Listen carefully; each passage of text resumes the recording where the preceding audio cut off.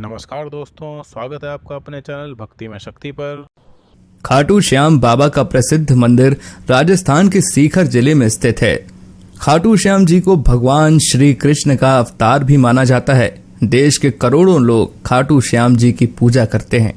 खाटू श्याम जी के मंदिर में हर वक्त भक्तों का तांता लगा रहता है और विशेष रूप से होली से कुछ दिन पहले सीकर जिले में खाटू श्याम जी का विशाल मेला आयोजित किया जाता है, जिसमें राजस्थान सहित अन्य प्रदेशों के श्रद्धालु भी बाबा के दर्शन करने आते हैं। खाटू श्याम जी की कहानी महाभारत काल से शुरू होती है, जिसमें उनका नाम बर्बरीक था। बर्बरीक भीम का पौत्र और घटोत्कच का पुत्र था। बर्बरीक बचपन से ही एक बहुत अच्छा योद्धा था। बर्बरीक ने अपनी माँ से युद्ध कला सीखी थी।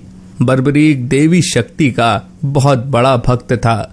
एक बार बर्बरीक ने देवी शक्ति की कठोर तपस्या की। बर्बरीक की कठिन तपस्या से देवी शक्ति वहां प्रकट हुई। आंखें खोलो पुत्र। प्रणाम माते। तुम्हारा कल्याण हो पुत्र। मैं तुम्हारी तपस्या से अति प्रसन्न हूँ। बोलो, क्या वरदान चाहिए? माते, आपने तो मुझे दर्शन देके ही कृतार्थ कर दिया। अब तो बस एक ही अभिलाषा है, आप अपना आशीर्वाद मुझ पर सदैव बनाए रखिए, जिससे मैं अपना संपूर्ण जीवन दीन दुखियों की सहायता करने में व्यतीत कर सकूं। माँ, तथास्तु। तुम सदा दुर्बलों का सहारा बनोगे। मैं तुम्हें ऐसी शक्ति प्रदान करूंगी जो तीनों लोकों में किसी के पास नहीं है। पर याद रहे, तुम्हें इन शक्तियों का दुरुपयोग नहीं करना है। भगवती शक्ति ने बर्बरीक को 3 दिव्य बाण वरदान स्वरूप दिए। वे बाण अपने लक्ष्य को भेद कर वापस लौट जाते थे। इसी वजह से बर्बरीक अजय हो गया। बर्बरीक अपनी माता के पास पहुंचा और देवी शक्ति के दिए हुए वरदान के बारे में उन्हें बताया। माँ, मैं भी कौरव पांडव के युद्ध में जाना चाहता हूँ। मेरे युद्ध में जाने की बहुत इच्छा है माँ। पुत्र बर्बरीक, मैं जानती हूँ तुम एक महान योद्धा हो, इसीलिए मैं तुम्हें रोकूंगी नहीं। पर मुझे वचन दो कि तुम्हारे का सहारा बनोगे। तुम युद्ध में हारने वाले की तरफ से ही लड़ोगे। मैं आपको वचन देता हूँ माँ कि मैं युद्ध में हारने वाले की ही तरफ से लड़ाई करूंगा। अपनी माँ को वचन देकर बर्बरीक ने घोड़ी पर सवार होकर और देवी शक्ति के दिए हुए 3 बाणों को लेकर रवाना हो गया। भगवान कृष्ण तो अंतर्यामी हैं, वो ये सब लीला होते हुए देख रहे थे। भगवान कृष्ण जानते थे कि बर्बरीक केवल हारी हुई सेना की तरफ से ही लड़ेगा, और वो ये भी जानते थे कि कौरवों को भी बर्बरीक के इस वचन के बारे में पता है। बर्बरीक कौरवों का सहयोग कर पांडवों का विनाश कर देगा। इस प्रकार जब वो कौरवों की तरफ से लड़ेगा तो पांडवों की लड़ रही सेना कमजोर हो जाएगी। उसके बाद वो पांडवों की सेना में चला जाएगा। इस तरह वो दोनों सेनाओं में घूमता ही रहेगा। श्री कृष्ण को पता था, अगर बर्बरीक इस युद्ध में शामिल हुआ तो कोई भी सेना नहीं जीत पाएगी और अंत में कौरव पांडव दोनों का विनाश हो जाएगा और केवल बर्बरीक ही शेष रह जाएगा। इसलिए रास्ते में ही श्री कृष्ण ने ब्राह्मण का वेश धारण कर बर्बरीक को रोका। बर्बरीक को रोकने का अब एक ही उपाय है, मुझे बर्बरीक से उसके शीश का दान मांगना होगा। श्री महावीर योद्धा, तुम कौन हो? ये कुरुक्षेत्र की रणभूमि है। तुम कौरवों और पांडवों के युद्ध में क्या कर रहे हो? हे ब्राह्मण देव, मैं घटोत्कच का पुत्र बर्बरीक हूँ। मेरा प्रणाम स्वीकार कीजिए। मैं महाभारत के युद्ध में सम्मिलित होने आया हूँ। ऐसा कैसे हो सकता है पुत्र कि तुम मात्र 3 बाण से युद्ध में सम्मिलित होने जा रहे हो? ब्राह्मण देव, ये बाण कोई साधारण बाण नहीं है। इनमें से मात्र एक बाण भी शत्रु सेना को परास्त करने के लिए पर्याप्त है, और ऐसा करने के बाद बाण वापस तरकश में ही लौट आएगा। अच्छा, तो फिर इस पीपल के पेड़ के सभी पत्तों को छेद कर दिखाओ जरा। बस इतनी सी बात ब्राह्मण देव, अभी किए देता हूं। बर्बरीक ने ब्राह्मण रूपी श्री कृष्ण की चुनौती स्वीकार कर ली।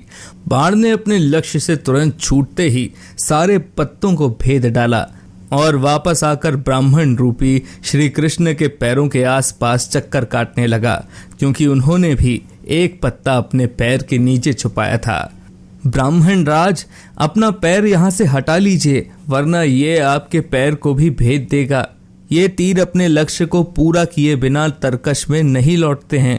बर्बरीक के तीर अचूक हैं, लेकिन अपने निशाने के बारे में खुद बर्बरीक को भी पता नहीं रहता है। असली रणभूमि में अगर मैं सभी पांडव भाइयों को अलग अलग कहीं छिपा भी दूं ताकि वो बर्बरीक का शिकार होने से बच जाएं, तब भी बर्बरीक के तीर किसी को नहीं छोड़ेंगे। इन अचूक तीरों से कोई भी नहीं बच सकता है। हे वीर योद्धा, मैं तुम्हारे साहस की सराहना करता हूँ। मैं तुमसे दान स्वरूप कुछ मांगना चाहता हूँ। ब्राह्मण राज, अगर मेरे वश में होगा तो मैं आपकी इच्छा स्वरूप दान की अभिलाषा जरूर पूर्ण करूंगा। मैं वचन देता हूँ ब्राह्मण राज, आप मुझसे दान में जो भी मांगेंगे मैं आपको मना नहीं करूंगा। मुझे तुम्हारा शीश दान चाहिए पुत्र, क्या तुम ऐसा कर सकते हो? आप कौन हैं? मुझे अपना परिचय दीजिए। आप मुझे ब्राह्मण नहीं दिखाई देते, कृपया करके मुझे अपने वास्तविक रूप से अवगत कीजिए। बर्बरीक की प्रार्थना करने पर भगवान कृष्ण अपने रूप में आ जाते हैं। बर्बरीक उन्हें प्रणाम करता है। वासुदेव कृष्ण, आप स्वयं मेरे शीश दान की अभिलाषा हेतु आए हैं। बर्बरीक, युद्ध भूमि की पूजा के लिए एक वीर वर क्षत्रिय के शीश दान की आवश्यकता होती है और तुम महावीर महायोद्धा हो, अतएव मैं तुमसे शीश दान मांगता हूँ। हे वासुदेव कृष्ण, मैं आपको अपना शीश अवश्य दूंगा, पर मेरी दो इच्छाएं हैं। पहला ये कि मेरी देह को आप स्वयं अग्नि देंगे, और दूसरी इच्छा ये है कि मैं अंत तक इस युद्ध को देखना चाहता हूँ। ऐसा ही होगा वीर शीशदानी बर्बरीक। कलयुग में लोग तुम्हें हारे हुए का सहारा बोलेंगे, तुम्हें श्याम नाम से पुकारेंगे। मेरे नाम से ही तुम्हारी कलयुग में पूजा की जाएगी।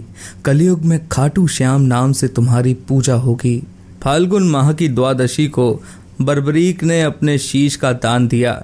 बर्बरीक को ब्रह्मा जी ने एक श्राप दिया था, जिसके मुताबिक उनकी मृत्यु पृथ्वी लोक पर भगवान कृष्ण के ही हाथों होगी, तभी वो श्राप से मुक्त हो पाएंगे। बर्बरीक का सर युद्ध भूमि के समीप ही एक पहाड़ी पर सुशोभित किया गया, जहां से बर्बरीक ने महाभारत का संपूर्ण युद्ध देखा। युद्ध की समाप्ति पर पांडवों में आपसी बहस होने लगी कि युद्ध में विजय का श्रेय किसको जाता है। इस पर श्री कृष्ण बोले, तुम सबको आपस में विवाद में पड़ने की कोई आवश्यकता नहीं है। बर्बरीक का शीश संपूर्ण युद्ध का साक्षी है, अतः उससे बेहतर निर्णायक भला कौन हो सकता है। ठीक है वासुदेव, फिर हम इस निर्णय को जानने के लिए बर्बरीक के पास ही चलते हैं। पौत्र बर्बरीक, तुमने तो युद्ध को बहुत ध्यान से देखा है, क्या तुम बता सकते हो हम सब वीरों में से इस युद्ध को जीतने का श्रेय किसे जाता है? श्री कृष्ण ने ही इस युद्ध में विजय प्राप्त कराने में सबसे महान कार्य किया है। उनकी शिक्षा, उनकी उपस्थिति, उनकी युद्ध नीति निर्णायक थी। मुझे तो युद्ध भूमि में सिर्फ वासुदेव कृष्ण का सुदर्शन चक्र घूमता हुआ दिखाई दे रहा था, जो कि शत्रु सेना को काट रहा था। इस धर्म युद्ध को जीतने का संपूर्ण श्रेय भगवान श्री कृष्ण को ही जाता है।